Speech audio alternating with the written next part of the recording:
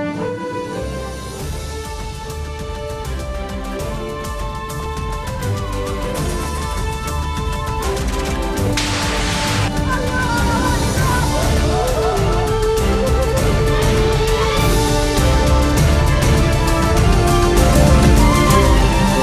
afternoon. You're watching the English newscast on Future Television. I'm Yumna Naufal, and these are today's top stories.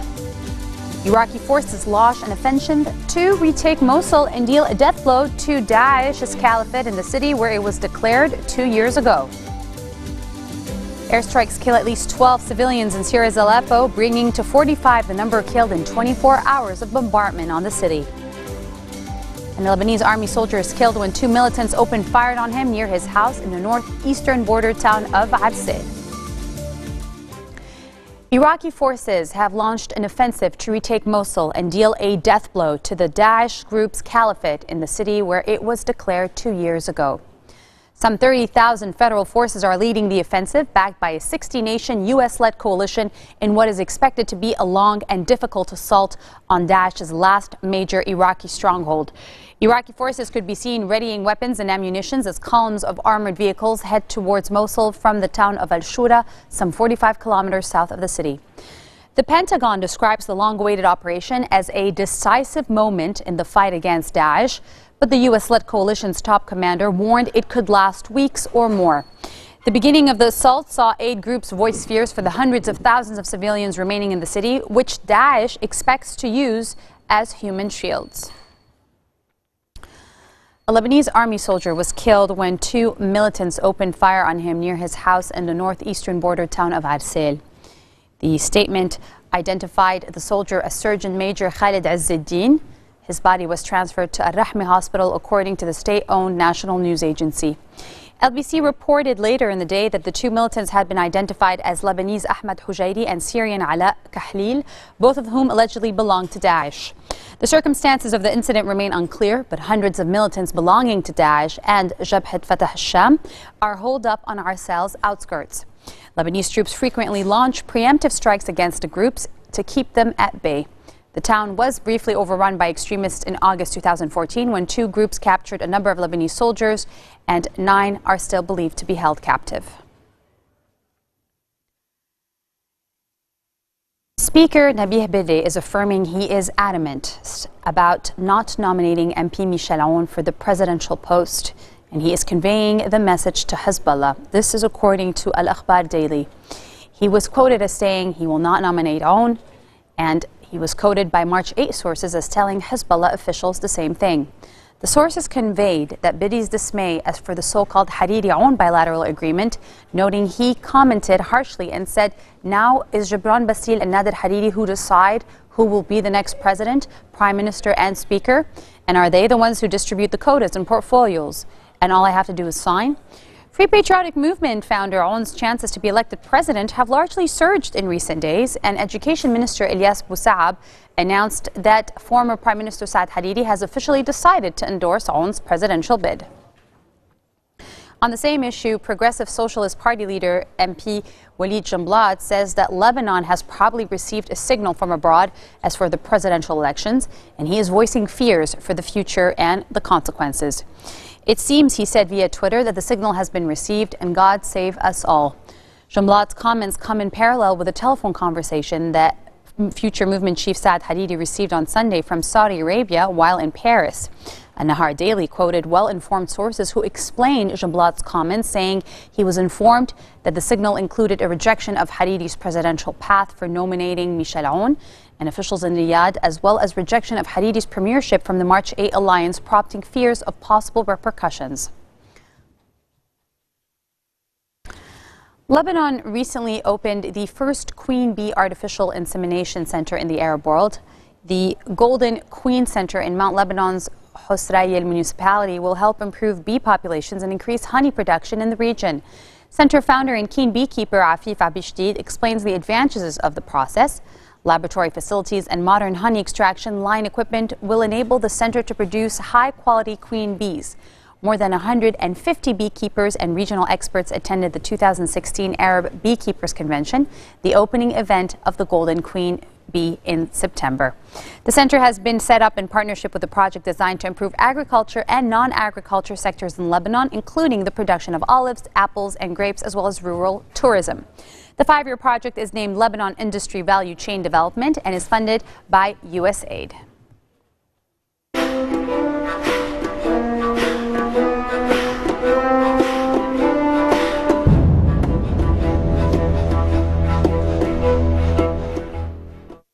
In Syria, airstrikes killed at least 12 civilians in Aleppo, a monitor is saying, bringing to 45 the number killed in 24 hours of bombardment on the battleground city.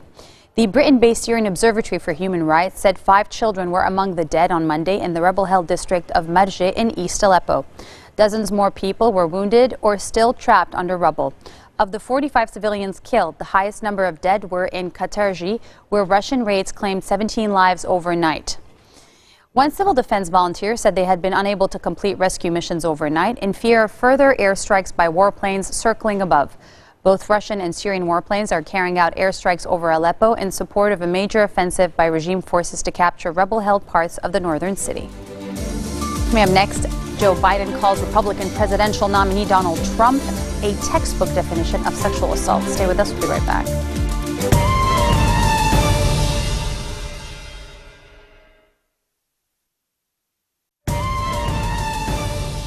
Back.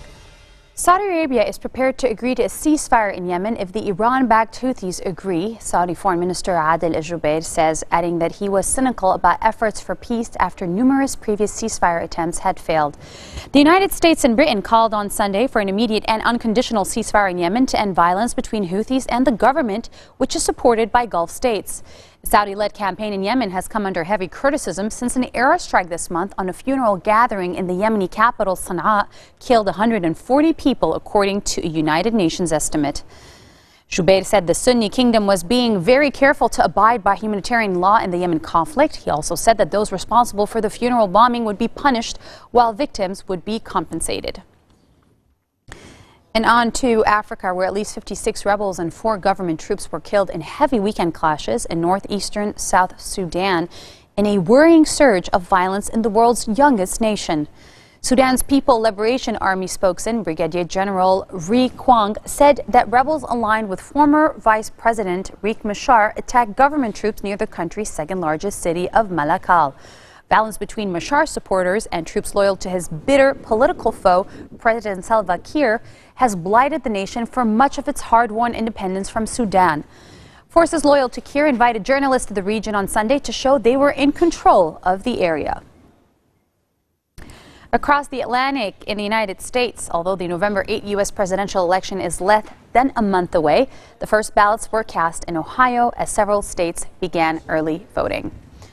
People are lining up at the polling place in Cleveland and Cincinnati to take advantage of early voting. About 1.1 million ballots are estimated for the state of Ohio.